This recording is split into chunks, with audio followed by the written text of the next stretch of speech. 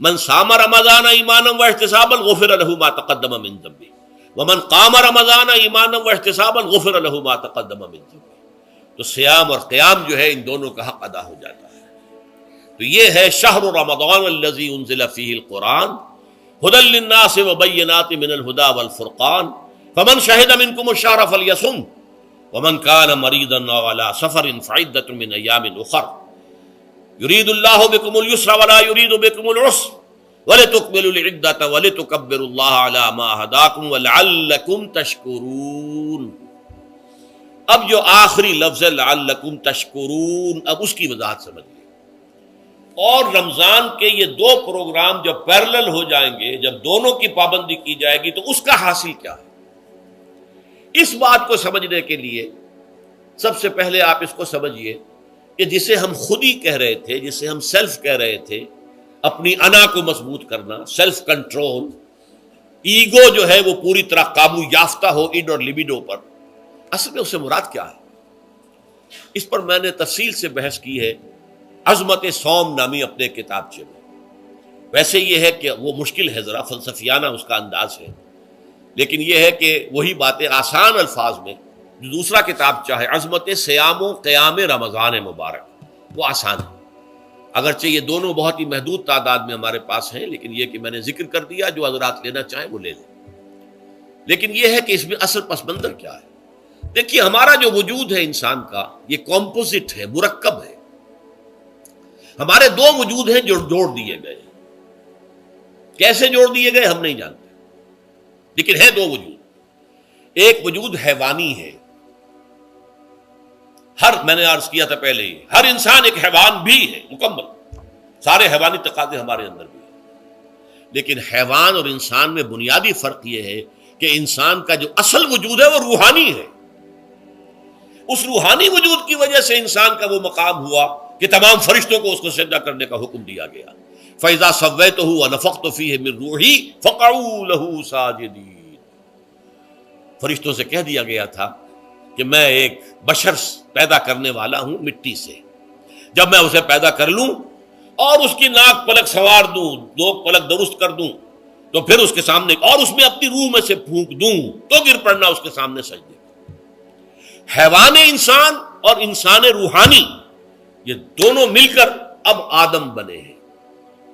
Number دو، اس حیوان انسان کا وجود زمین سے ہے، مٹی سے پیدا کی، مٹی سے، گارے سے، طین لازب سے، چپچکانے والے گارے سے، وہ جس میں کہ بدبو پیدا ہو جائے، یہ ساری باتیں کہی گئی ہیں. اور سائنس بھی کہتی ہے مٹی سے پیدا ہوئے. کیسے پیدا ہوئے اس میں اختلاف ہے، لیکن یہ کہ ہے مٹی ہماری اوریجن، قرآن بھی کہتا ہے اور سائنس بھی کہتی ہے. اور ہمارے وجود کو جب وہ تھک جائے، مزمحل ہو جائے، اس کی انرجی کم ہو جائے، تو اس کے لیے جو غذا ہے، جو تقویت ہے، وہ بھی ساری زمین سے آ رہی ہے. آپ نے پھل کھائے، آپ نے گندم کھائی، آپ نے چاول کہاں سے آ رہے؟ اچھا، بکری کا گوشت کھایا تو بکری کا گوشت کس چیز سے بنا ہے؟ اس نے گھاس کھائی ہے، اس نے پتے کھائے ہیں، وہیں سے تو بنا ہے نا. الٹیمیٹ سورس آپ کے وجود حیوانی کے لیے جو آ رہی ہے وہ زمین ہے. وجود روحانی کو بھی تقویت کی ضرورت ہے، وہ بھی مزمحل ہوتی ہے، کمزور ہو جاتی ہے. خاص طور پر جب کہ وجود حیوانی کا اس پر غلبہ ہو جائے، تب تو یوں سمجھیے کہ وہ بالکل بے ہوش ہو کر موت کے قریب پہنچ جاتی ہے. اس کی تقویت، اس کی غذا وہیں سے آئی ہے جہاں سے روح آئی ہے. وہ کلام ربانی ہے، روح ربانی. نفخت فیہ من روحی، من روحی، من روحی، میں پھونک دوں اس میں اپنی روح میں سے. روح کا تعلق ذات باری تعالیٰ کے ساتھ ہے. اسی طرح کلام ربانی کہاں سے آیا ہے؟ اللہ تعالیٰ کے پاس سے آیا ہے. یہ اس کی تقویت کا ذریعہ ہے. اب عام حالات میں کیا ہوتا ہے؟ ہمارا یہ وجود حیوانی چھایا ہوا ہے ہمارے وجود کے اوپر، بیچاری روح جو ہے دبی رہتی ہے، پسی رہتی ہے. اگر خدا نے خواستہ ہم گناہ گار بھی ہیں، گناہ پر گناہ کا ارتکاب کر رہے ہیں، تو وہ روح جو ہے وہ قلب کے آئینے شیشے کے اندر ہے. فیہا مصباح، المصباح فی زجاجہ، الزجاجہ تو کانہا کوکب دری. قلب جو ہے شیشے کے مانند ہے جس کے اندر روح کا چراغ جل رہا ہے. اب اگر یہ اوپر جو شیشہ ہے اس پر دھواں آ گیا، لالٹین کی چمنی پر دھواں آ گیا تو اب روشنی باہر تو نہیں آئے گی.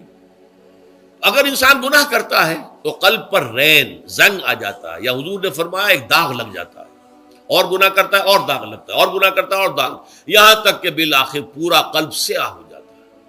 اب وہ روح اندر بند ہو گئی، وہ دفن ہو گئی. اس کے لیے اب ضروری ہے کہ اب ایک پروگرام ایسا دیا جائے جو ریورس ہو جائے. دن میں روزہ رکھواؤ تاکہ وہ جو اینیمل انسٹنکٹس ہے وہ دبے.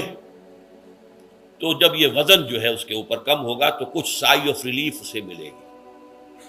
جیسے بے ہوش آدمی پڑا ہے، اسے کوئی ہلکا سا ہوش آ رہا ہے، آپ نے پانی کے کچھ چھینٹے دیے، اس کے بعد آپ نے رات کو کھڑے ہو کر قرآن کے انوار کو اتارا.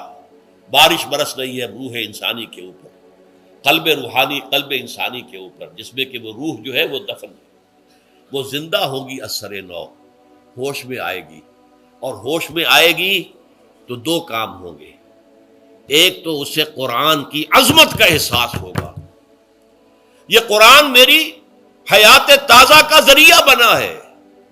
میں دب گئی تھی، میں پس گئی تھی، میں بے ہوش تھی، میں نیم مردہ تھی. اس قرآن کی بارش نے، یہ ترشح جو ہوا ہے مجھ پر، اس نے مجھے حیات تازہ عطا فرمائی. یہ جو قدر کا احساس ہوگا قرآن کا، لعلکم تشکرون، تاکہ تم قرآن کی عظمت سے واقف ہو. ایک انسان بھوک کی وجہ سے اس کا شوگر لیول اتنا گر گیا کہ بے ہوش پڑا ہوا. اب ظاہر بات ہے کہ آپ اسے کچھ پانی کے چھینٹے دیں گے تو کچھ ہوش میں آئے گا، پھر غذا دیں گے تو اب وہ پوری توانائی پر آئے گا، تو معلوم ہوگا اسے اس غذا کی کیا قدر و قیمت ہے. اگر آپ کو بھوک ہی نہیں لگتی تو غذا بے معنی شے ہے. پیاس ہی نہ لگے تو آپ کو کیا معلوم کہ اس پانی کے اندر کتنی بڑی عظمت ہے، یہ میرے لیے کتنا بڑا انعام و احسان ہے اللہ کا. وہ تو پیاس پر جان پر بنی ہوئی ہو، اور پیاس اس وقت آپ کو ایک گھونٹ پانی کوئی دے دے تو آپ کو معلوم ہوگا دنیا و مافیا سے بڑھ کر ہے یہ ایک گھونٹ پانی جو مجھے ملا ہے. اسی طرح جب روح دبی ہوئی تھی حیوانی وجود کے بوجھ تلے، جبکہ وہ نیم خابیدہ یا نیم بے ہوش یا بالکل بے ہوش تھی، وہ دن میں تو روزہ رکھ کر اس پر سے حیوانی وجود کا وزن کم کیا گیا، اسے ایک ریلیف ملی. رات کو قرآن مجید کے انوار و برکات اس میں جذب کیے گئے تو اس کو پوری توانائی حاصل ہوئی. اس پوری توانائی کا پہلا نتیجہ تشکر، قرآن کا شکر. الحمدللہ الذی انزل علی عبدہ الکتاب ولم یجعل لہ عوجا. پھر وہ قلب کی گہرائیوں سے نکلے گا. سارا شکر اس اللہ کے لیے جس نے اپنے بندے پر صلی اللہ علیہ وسلم کتاب نازل کی اور اس میں کوئی کجی نہیں رکھی، کسی طرح کی ایش پیچ نہیں. یا تبارک الذی نزل الفرقان علی عبدہ لیکون للعالمین نصیرا. بڑی بابرکت ہے وہ ذات جس نے اپنے بندے پر فرقان نازل فرمایا تاکہ وہ تمام جہان والوں کے لیے نذیر اور خبردار کرنے والا بن جائے. یہ قرآن کی عظمت کا احساس. اور ظاہر بات ہے جس قدر کسی نعمت کی قدر و قیمت کا احساس ہوگا اسی قدر تو آپ شکر ادا کریں گے. اگر آپ نے کسی بچے کے ہاتھ پر ہیرا رکھ دیا، اسے کیا پتا یہ ہیرا کس بلا کا نام ہوتا ہے، وہ سمجھے گا کانچ کا ٹکڑا ہے. لیکن اگر کوئی واقعتاً کوئی جوہر شناس ہو، جوہری ہو، اس کو آپ ہیرا دیں گے تو اسے معلوم ہے کہ مجھے کیا چیز دی گئی ہے. اس کے اندر جو شکر پیدا ہوگا وہ اس بچے کے اندر تو نہیں پیدا ہو سکتا جسے معلوم ہی نہیں. تو قرآن مجید کی اصل عظمت سے انسان واقف کب ہوگا؟ جبکہ اس کے ذریعے سے اس کی روح کو ایک حیات تازہ مل جائے اور اس طرح وہ پروگرام ریورس ہو جائے جو عام طور پر چل رہا تھا. ساری توجہ اپنے جسم پر، اس کے تقاضوں پر. جسم میں تھوڑی سی پھنسی نکل آئی ہے، بھاگ رہے دوڑ رہے اس کے علاج کے لیے. کوئی اور مرض لاحق ہو گیا، بھاگ رہے دوڑ رہے اس کے علاج کے لیے، بڑی بڑی فیسیں بھی دے رہے ہیں. ساری جسم کی پرواہ ہے. روزانہ نہا رہے ہیں اور اچھے سے اچھا صابن لا کر نہا رہے ہیں، وہ جسم کی پرواہ ہے نا، اس کی دیکھ بھال ہے. روح کی طرف توجہ ہی نہیں. یہ ہے وہ بات جو کہی گئی ہے سورہ حشر میں، اور جسے علامہ اقبال نے پھر اپنے فلسفہ خودی کی اساس اور سورس قرار دیا ہے. وَلَا تَكُونُوا كَالَّذِينَ نَسُوا اللَّهَ فَأَنسَاهُمْ أَنفُسَهُمْ أُولَٰئِكَ هُمُ الْفَاسِقُونَ. دیکھو اے مسلمانوں، ان لوگوں کے مانند نہ ہو جانا جنہوں نے اللہ کو بھلا دیا تو اللہ نے انہیں اپنے آپ سے غافل کر دیا، اور یہی لوگ فاسق و فاجر ہیں. یہ سوال پیدا ہوتا ہے کہ انسان اپنے آپ سے کہاں غافل ہوتا ہے؟ کیا اپنے وجود حیوانی سے غافل ہوتا ہے؟ یا بھوک لگتی ہے تو وہ ادھر ادھر منہ نہیں مارتا؟ غذا کو حاصل کرنے کے لیے کوشش نہیں کرتا؟ پیاس لگتی ہے تو کیا پانی یا کوئی اور مشروب تلاش نہیں کرتا؟ کوئی بیماری لاحق ہوتی ہے تو کیا اس کے علاج کی طرف توجہ نہیں کرتا؟ اسے آرام کی حاجت ہوتی ہے تو آرام نہیں لیتا؟ اپنے اس وجود سے تو غافل نہیں. کون سے وجود سے غافل ہوا ہے؟ وہ روحانی وجود سے غافل ہے. بھول گیا کہ میرے اندر روحانی وجود بھی ہے اور اس کا تعلق ذات باری تعالیٰ کے ساتھ ہے. اس نے سمجھا کہ میں بس حیوان ہوں، نرا حیوان ہوں، اپنے اس وجود کی اصل حقیقت ہی سے بے خبر، غافل. چنانچہ آج کے دور کا سب سے بڑا المیہ کیا ہے؟ ڈاروین کے نظریے کے جو اثرات پیدا ہوئے ہماری معاشرت پر، ہماری سوچ پر، ہمارے فکر پر، ہمارے فلسفے پر، ہماری سوشولوجی پر، وہ کیا ہے کہ ہم بھی نرے حیوان ہیں. اللہ اللہ خیر صلی اللہ. یہ سب سے بڑی محرومی ہے اس دور کی کہ انسان اپنے اصل شرف سے خود ہی مستعفی ہو گیا. ہمارا کوئی وجود ہے ہی نہیں روحانی وغیرہ. روح کسے کہتے ہیں ہم نہیں جانتے، بس یہ جسم ہے. ہم اللہ کو نہیں جانتے کون ہے کون نہیں ہے. ہوگا، ہم تو اس کائنات کو جانتے ہیں. ہم روح سے واقف نہیں، ہم تو اپنے جسم کو واقف. آخرت سے ہمیں کچھ پتہ نہیں، شاید ہو شاید نہ ہو، کچھ پتہ نہیں. لیکن یہ زندگی تو ہے، اسے ہم جانتے ہیں. یہ ہے آج کے انسان کا سب سے بڑا المیہ. اور یہ ہے ماس سکیل کے اوپر ارتداد، ذہنی طور پر مرتد ہو چکے ہیں. انسانوں کی عظیم اکثریت مرتد ہو چکی ہے. یہ ہے در حقیقت کہ روزہ جو ہے اس پروگرام کو آ کر ریورس کرتا ہے. دن میں کھانے پینے، جنسی تقاضے پر پابندی، وہ وجود حیوانی کا وزن کچھ کم ہوا. روح جو دبی ہوئی تھی، یا سسک رہی تھی، یا بے ہوش تھی، یا نیند مردہ تھی، اسے کچھ ریلیف ملا. اب اس کے اوپر قرآن مجید کے تیرے ضمیر پہ جب تک نہ ہو نزول کتاب، گرہ کشا ہے نہ رازی نہ صاحب کشاف. ہمارے دلوں کے اوپر بارش ہو رہی ہو انوار قرآنی کی. وہ ظاہر بات ہے کہ بغیر سمجھے تو نہیں ہوگی بارش.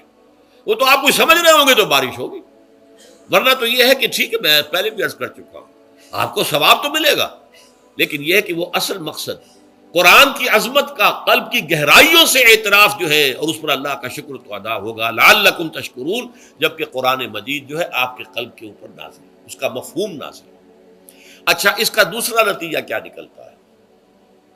جب وہ روح جو ہے وہ ہوش میں آئے گی، اس کو حیات تازہ مل گئی، وہ اپنے اصل مرکز اور منبع اور سرچشمہ کی طرف جو ہے متوجہ ہوگی. عربی زبان کا ایک مقولہ ہے، کل شیء یرجع الی اصلہ. ہر شے اپنی اصل جڑ کی طرف جو ہے لوٹتی ہے. ہمارا وجود حیوانی زمین سے زمینی کی طرف لوٹتا ہے، یعنی مرنے کے بعد زمینی میں چلا جائے گا. اور نمبر دو، دنیا میں بھی زمینی خواہشات، زمینی تمنائیں، آرزویں وہ ہیں. ولکنہ اخلد الی الارض، جیسے کہ سورہ وہ کہا گیا ہے بلعام بن باعورہ کے بارے میں سورہ اعراف میں، وہ تو زمین ہی کی طرف دھنستا چلا گیا. ہماری روح کا منبع اور سرچشمہ ذات باری تعالیٰ ہے، وہ امر رب ہے، لہذا فوراً انسان اپنے رب کی طرف متوجہ ہوتا ہے. یہ اللہ کی طرف متوجہ ہو جانا اور پھر اس سے ہم کلام ہونا اور اس سے دعا کرنا، یہ ہے روزے کا اصل مقصد. جب سیام اور قیام رمضان مبارک کا دوہرا پروگرام ہوگا تو روح انسانی یا انسان کا حیوانی وجود اپنے مرکز کی طرف مائل پرواز تھا. حسن، اس کو کہہ لیجئے اپنے مرکز کی طرف مائل پرواز ہے. روح ہر شے اپنی اصل کی طرف لوٹتی ہے، لہذا یہ اللہ کی طرف متوجہ ہوگی. یہ اللہ تعالیٰ کی طرف متوجہ ہونے کا معاملہ دنیا میں رہا ہے کہ لوگ کہیں جنگلوں میں جا کر تپسیائیں کر کے، غاروں میں بیٹھ کے، بڑی بڑی ریاضتیں کر کے کیا چاہتے تھے؟ مجھ کو ہے تیری جستجو، مجھ کو تیری تلاش ہے. خالق میرے کہاں ہے تو، مجھ کو تیری تلاش ہے. میں نے یہ نظم جو ہے تقریباً 6 سال جو ہے ہر روز صبح، ہمارا جو ہائی اسکول تھا اس میں جو صبح پریئر ہوتی تھی، لوگ سب جمع ہوتے تھے، پورا اسکول جو ہے اس کے ہمارے طلباء، تو یہ نظم جو ہے پڑھی جاتی تھی. مجھ کو ہے تیری جستجو، مجھ کو تیری تلاش ہے. خالق میرے کہاں ہے تو، مجھ کو تیری تلاش ہے. روح انسانی چاہتی ہے اللہ کا تقرب، اللہ کے قریب ہونا، اللہ سے رشتہ استوار کرنا. یہ وجود حیوانی حائل ہے اس کے راستے میں. یہ حیات دنیاوی اس کے لیے پنجرا بن گئی ہے. اس روح کے لیے یہ ایک در حقیقت قید خانہ ہے. جیسے کہ حضور نے فرمایا کہ دنیا سجن المومن و جنت الکافر، مومن کے حق میں یہ دنیا قید خانہ ہے، اس کی روح جو ہے یہاں آ کر اس جسد حیوانی کے اندر جو ہے وہ دفن ہو گئی ہے، قید خانہ ہے، اس پنجرے میں بند ہو گئی ہے۔ تو لیکن وہ کافر کے لیے یہی باغ و بہار ہے، یہیں پر عیش کرنے ہیں، یہیں پر مزے لوٹنے ہیں۔ تو اس سے در حقیقت ریلیف ملتا ہے تو انسان متوجہ ہوتا ہے اللہ کی طرف اور دعا کرتا ہے، اللہ سے ہم کلام ہو۔